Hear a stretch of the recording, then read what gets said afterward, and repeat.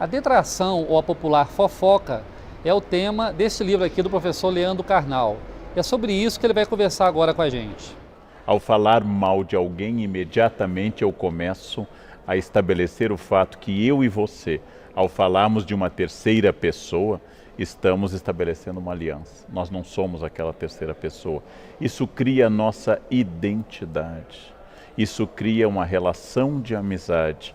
Você é amigo também por falar mal de X ou Y e falar bem de X ou Y. Eu fui uma vez a um programa e o apresentador começou dizendo isso, né? Que horror, né, professor, essas pessoas que falam mal dos outros. E eu disse exatamente, você ao falar dessas pessoas está fazendo detração. Ou seja, você está se considerando melhor ou superior do que aqueles que falam mal dos outros. Professor Carnal, você acha que a internet, de certa forma, turbinou isso aí? Turbinou porque ela atomizou a possibilidade de todos se tornarem autores. Turbinou porque ela retira o ônus da presença física. É mais difícil falar mal das pessoas com o risco físico da presença, do ônus de, por exemplo, receber uma resposta na cara ou até uma agressão física, mas também porque neste nosso mundo líquido, usando uma expressão do Bauman, nós nos tornamos todos autores com autoridade.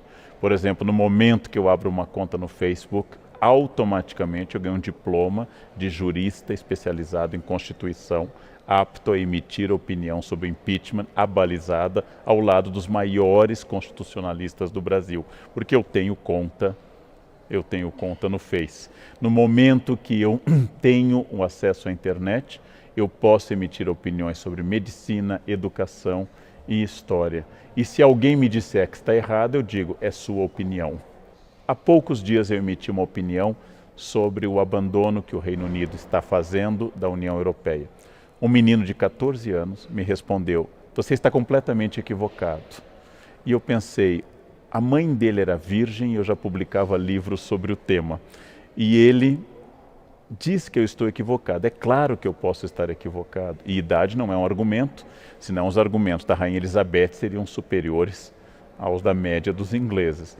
Porém, não passa um minuto pela cabeça deste menino que talvez alguém que estuda o tema há 30 anos, talvez possa ter uma autoridade no tema. Ou não passa pela cabeça dessa pessoa. Agora, no seu livro, você fala de um problema legal, inclusive, né? Que a detração, a injúria, a calúnia são coisas previstas no Código Penal. Exatamente. Né? É muito difícil você separar o limite da liberdade de expressão do limite da injúria, da calúnia e da difamação. Em nome da liberdade de expressão, a gente acha que pode dizer tudo sobre todos. Ora, as palavras ferem, as palavras podem reduzir as pessoas, as palavras podem atacar, as palavras podem representar, inclusive, diminuição de questões profissionais das pessoas.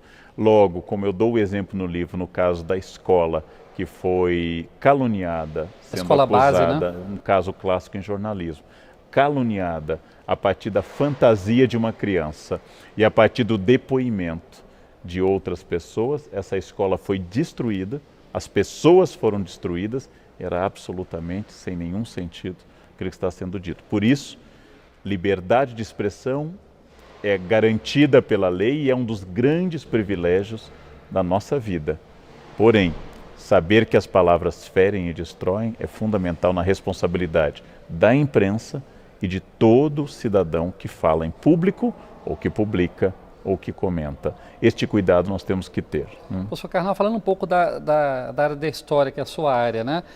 Falar mal do opressor é uma forma de detração ou seria apenas uma arma do fraco contra o poderoso? As duas coisas, porque, como eu dou o exemplo no livro, a estátua do Pasquino, que fica do lado da Piazza Navona, onde o Brasil tem embaixada, bem perto da embaixada brasileira, ela tem uma boca redonda no qual os romanos há séculos colocavam ataques, ora aos papas, agora podia ser ao Berlusconi, a situação da Itália e assim por diante. O humor, a ironia popular, a charge, o veneno, é uma espécie de arma contra quem a gente não tem mais nenhum poder.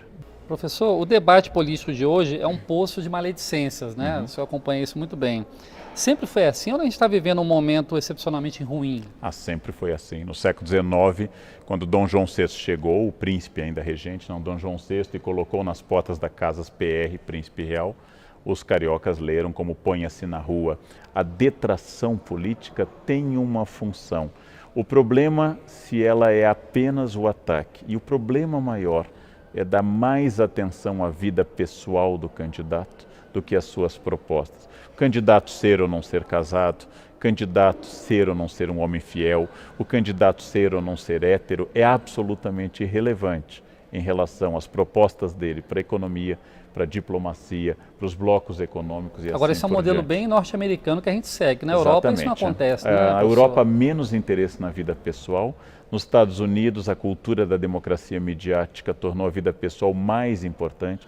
O candidato deve necessária e obrigatoriamente ir para a convenção do partido com a sua esposa, de preferência com 2 filhas, esse é o ideal. Se forem loirinhas, melhor ainda.